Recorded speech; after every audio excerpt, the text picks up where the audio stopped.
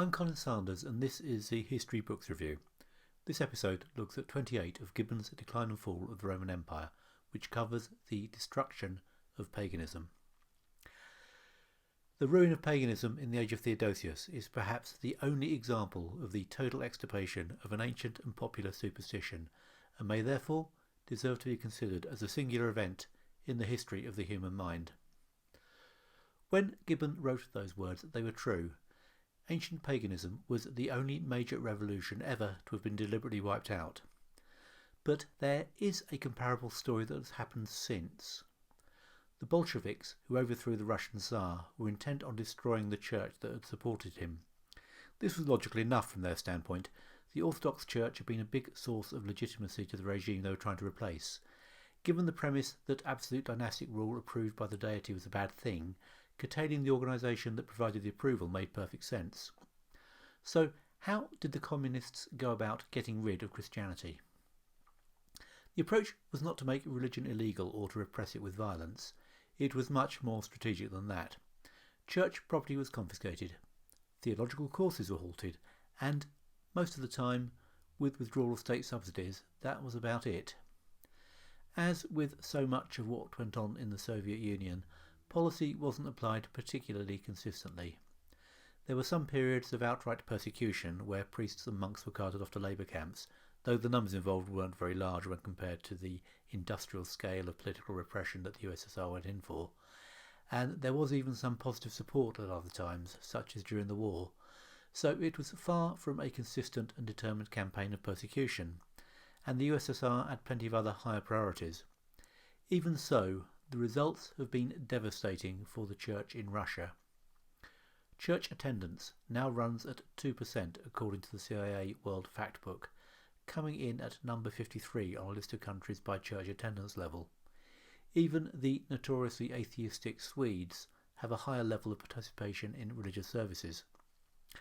What this shows is that religions can be effectively eradicated. The communists didn't devote huge resources to persecuting Christianity, and such persecution as there was episodic and of fairly short duration. There were no decrees banning faith and no systematic destruction of Christian literature.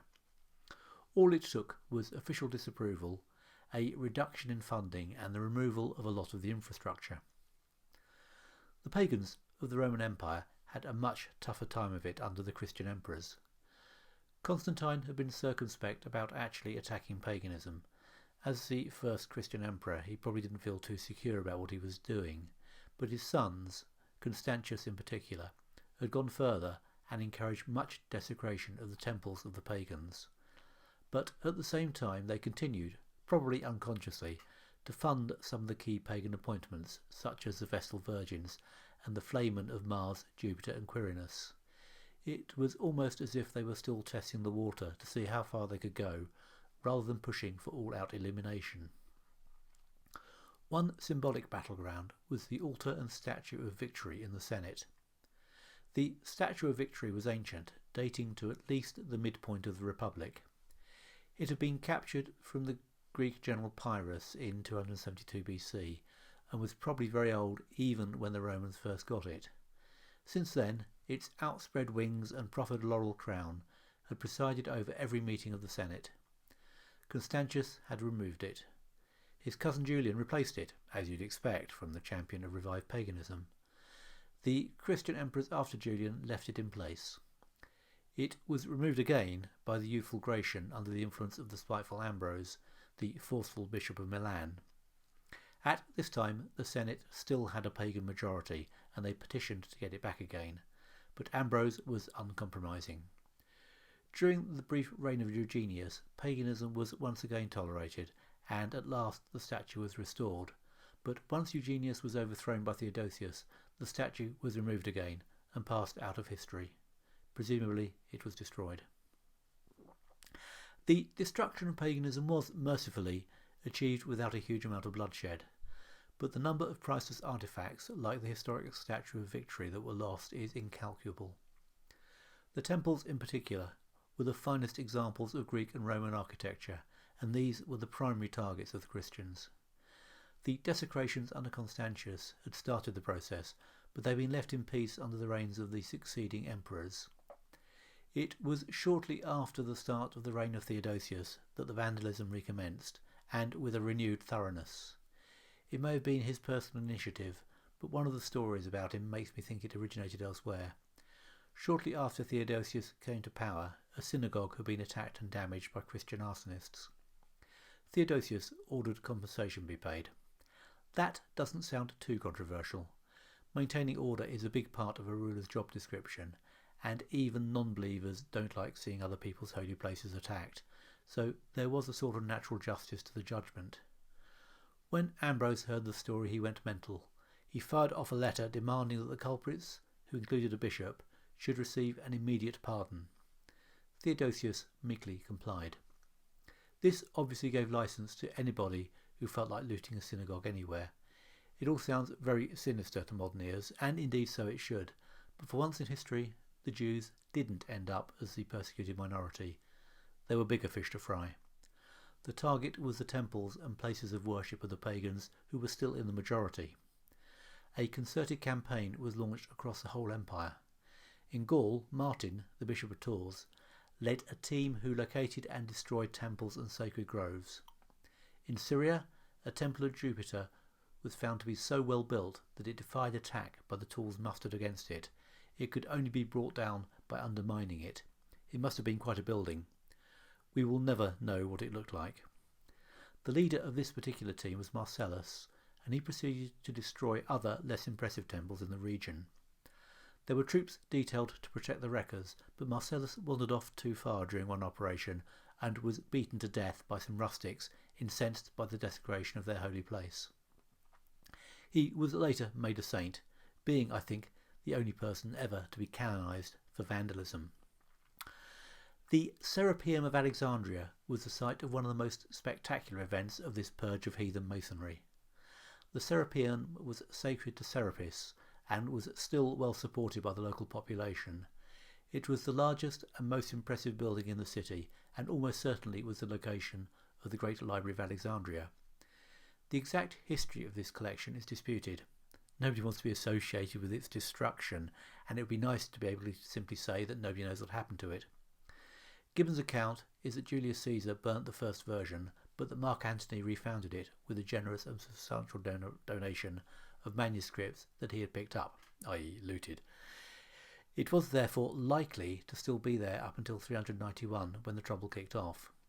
I have to say that Gibbon's account seems perfectly plausible, though hard facts are simply not available to confirm it. Maybe it had already been dispersed by neglect or destroyed in one of the many violent events in Alexandria's history. If it was still there in 391, it's hard to imagine that it made it into 392. It became clear that the Bishop of Alexandria was planning to move against the Serapeum. He had already demolished a temple of Dionysus. A philosopher called Olympius called together the votaries of Serapis and urged them to defend their holy place with their lives. Despite being considerably outnumbered, they held their ground. They were helped in their resolve by having taken some Christian prisoners who they tortured and made to worship their sacred animals. A truce was called by a local magistrate, and both sides agreed to abide by the decision of Theodosius. The decision was later announced in a public square to a mixed crowd of Christians and pagans. The judgment was that the building was to be levelled. The Christians cheered, and the pagans slunk away disheartened. And so the monument was destroyed. The huge statue of Serapis was smashed and its pieces burned in the public square. The gold and silver objects captured were melted down and pressed into service for Christian churches. A small church consecrated to the Christian martyrs, ironically enough, was founded on a small portion of the temple site. All the other pagan temples in Alexandria were destroyed. The entire infrastructure of pagan worship was eliminated in a few years in the eastern half of the empire. The next step was to halt the associated practices. Sacrifices were banned even in private. Pagan holidays were no longer recognised. The Theodosian decrees stopped short of imposing baptism universally. That such a move was considered a possibility is demonstrated by the fact that he is praised by a pagan writer for not actually doing it. The last official support for paganism came under the brief reign of Eugenius in the West. Even this seems to have been somewhat ad hoc. There was a civil war going on caused by his elevation in Rome, and it seems not to have been particularly premeditated. With Theodosius on his way to snuff out what he regarded as simply rebellion, it may well be that Eugenius, who was a Christian, was simply trying to get as much support as possible. The idea that this was a pagan revival doesn't really stand up, but it suited the Christian party to portray pagans as disloyal, and it is their accounts that have survived. But let's go back to Gibbon's original point, that the destruction of paganism was one of the most singular events in the history of the human mind. He really wasn't wrong. An entire culture was consciously wiped out. This was, of course, our culture. When Tacitus described the religion of the Germans in the 1st century BC, he could recognise the similarities between their gods and his own. We can still do so today dimly. You don't need to be a scholar to spot that Thor and Jupiter have a lot in common. Paganism was the common thread that linked organically all the diverse cultures of prehistoric Europe. Paganism had deep roots and had built up over thousands of years. It must have been rich in stories and characters that had been passed down and adapted through frequent retelling. There must have been many traditions and customs associated with the stories of the gods and heroes. This is a rich heritage that we have never received. It's now lost forever. The destruction has continued until very recently. I can remember being told at Sunday school at church that we shouldn't listen to stories about fairies and trolls. Even those lightweight examples of folklore were anathema. I think there is a great difference between a religion that has grown up naturally and which no particular group can claim ownership of, and one founded on a specific historical event. Christianity can claim to be the sole proprietor of a particular heritage. They call it apostolic succession, which sounds rather grand. Basically just means that they're the only ones with the recipe, and so like Coke, they are the real thing.